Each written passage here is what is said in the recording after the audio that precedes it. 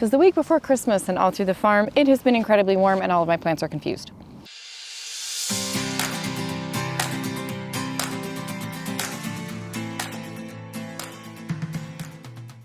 A couple things are happening. One, my cover crops that typically would terminate around now because the ground would be frozen are not freezing.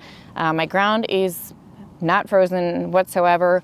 My roses have not gone dormant, therefore I have not cut them back. And I'm actually going to be starting some seeds because if this winter is going to be anything like last, it's going to be fairly warm. And I know a lot of people are experiencing the same. So a lot of gardening and farming too is experimenting and trying new things, especially as we are subject to more and more extremes. Climate-wise, things are changing. We have to adapt to that. This administration has also decided to start allowing some pesticides that have some pretty nasty chemicals in them called PFAS. Forever chemicals. I've talked about it before because it's a concern of mine whenever I'm using compost or things that have biosolids. I tend to stay far away from PFAS. And so the fact that it is now being allowed in food production as a pesticide, and also that our country is not great about tracking it, I am starting to grow more stuff at home for consumption. And so I'm looking at these warmer temperatures as a way of producing things that normally I couldn't. So things like lettuce, radish, kale, typically those would not perform for me here in December.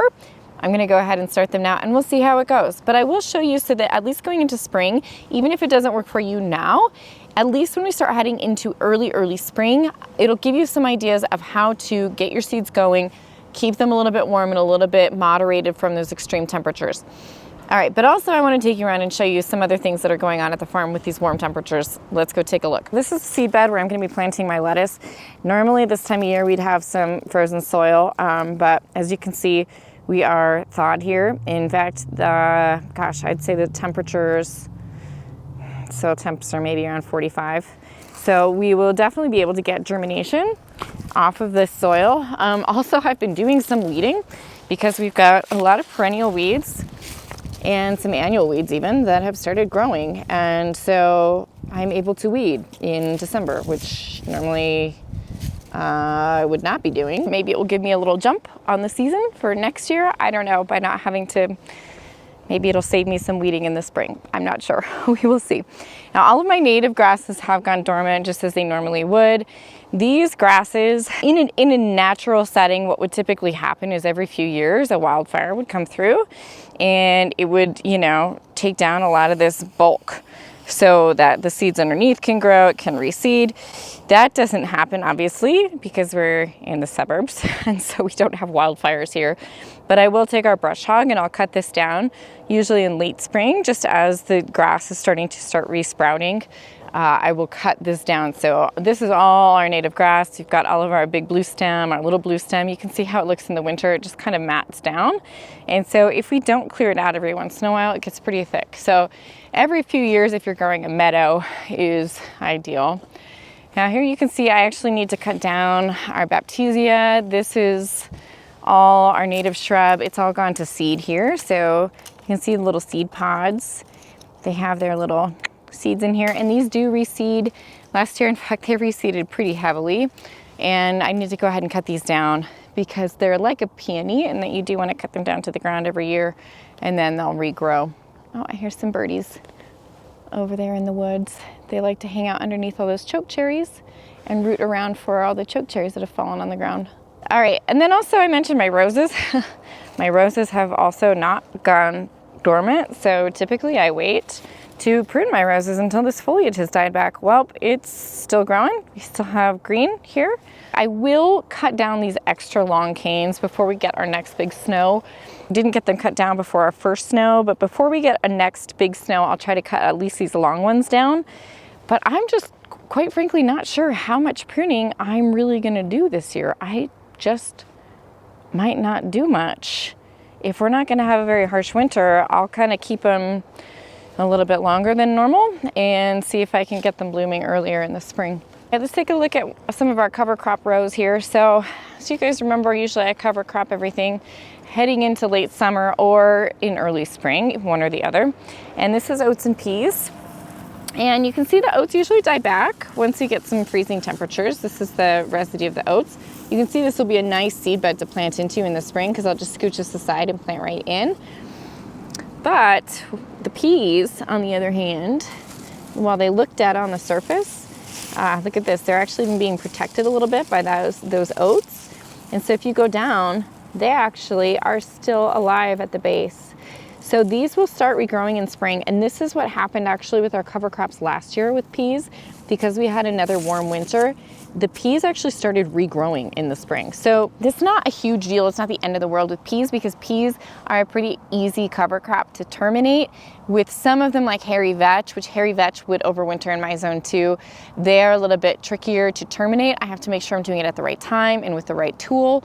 So remember, we have a whole cover cropping course you can take heading into spring if you want to learn more about that. But the peas are not such a big deal. If they do overwinter, it doesn't concern me as much because they're easy to terminate. I can usually just cut them, and they don't like to regrow once the temperatures get hot. But it is something that I'm bearing in mind that I am going to have to deal with in this row in the spring. So I can't just plant into this row in the spring like I would be able to if those peas had just died on their own in the winter like they normally do.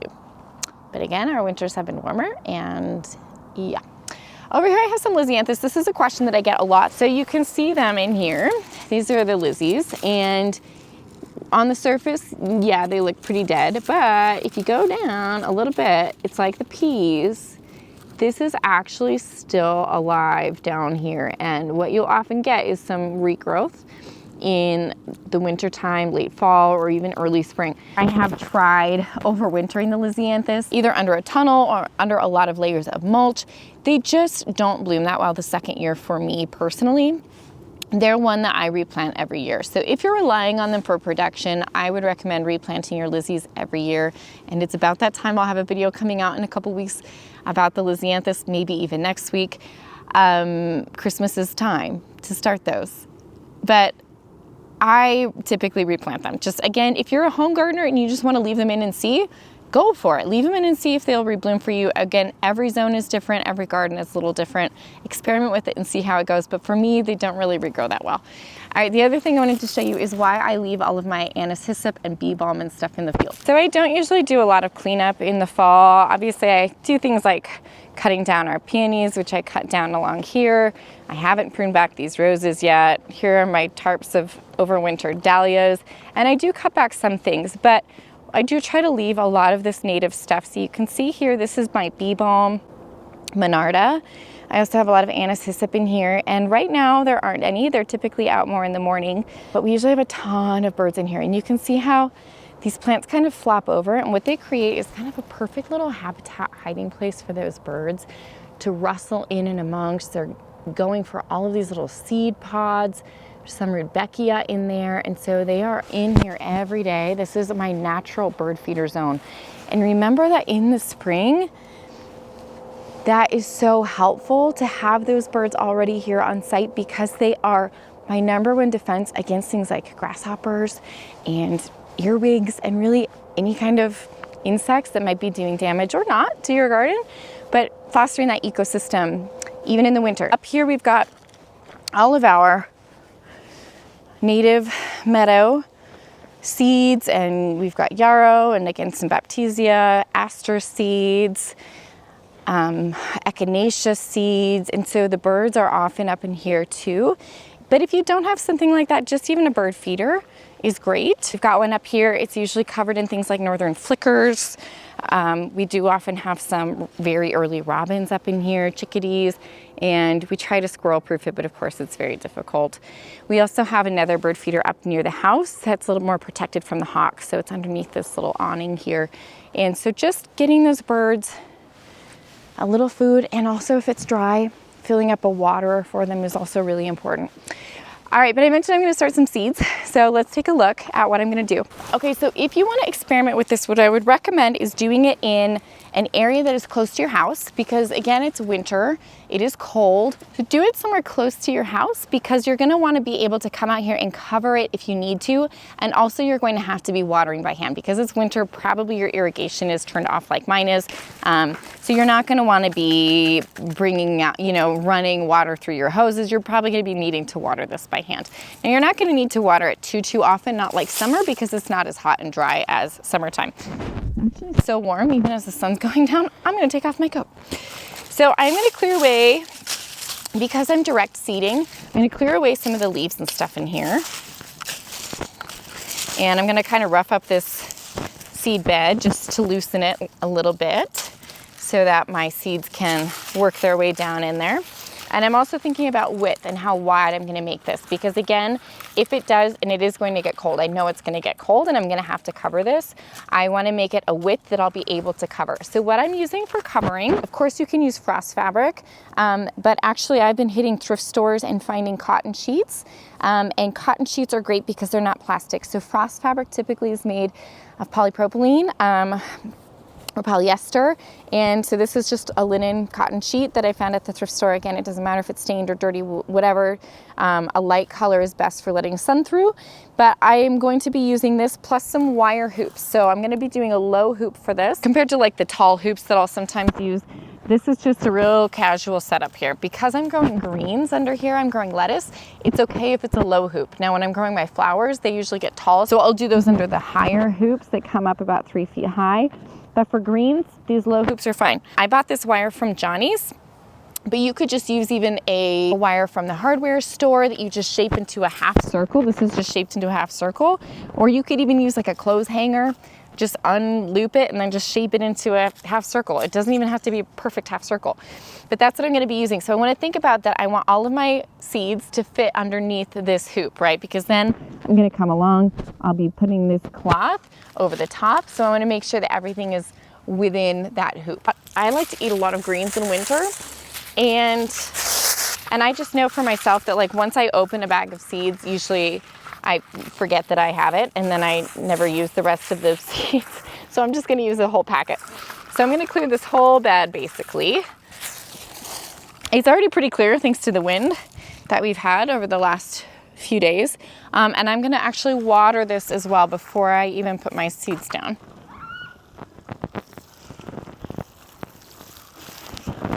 And the reason that I'm watering first is because otherwise this water might wash the seeds away, and my soil is very dry, so I really need to give it a good soak before I put these seeds in. I'm going to always inoculate my seeds first. I'll link the video below that shows why I inoculate my seeds, but basically it is going to help get the soil bacteria on there that we want, and especially this time of year because our soil's been dry, having this mycorrhiza can help speed up germination a little bit too. Like so, and then I just rub it. It's coating the seeds.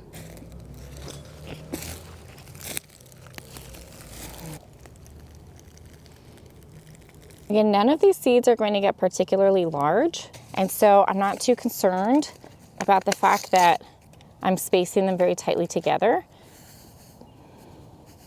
And I'm also going to do some radishes as well, so I'm going to do that too. And then I'm gonna cover this up. These radishes though, if you wanna get bigger radishes, these would wanna come in and thin. So I'm gonna go ahead and just lightly press them down.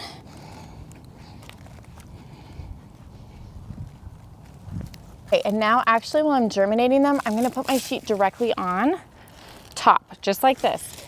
So once they germinate and grow, then we're gonna elevate them up off the ground using those little hoops. But until they germinate, this is gonna help keep the moisture in and keep the heat in. So I'm gonna leave it like this until they start to germinate and grow, and then I'll show you how I'm gonna do the little hoops.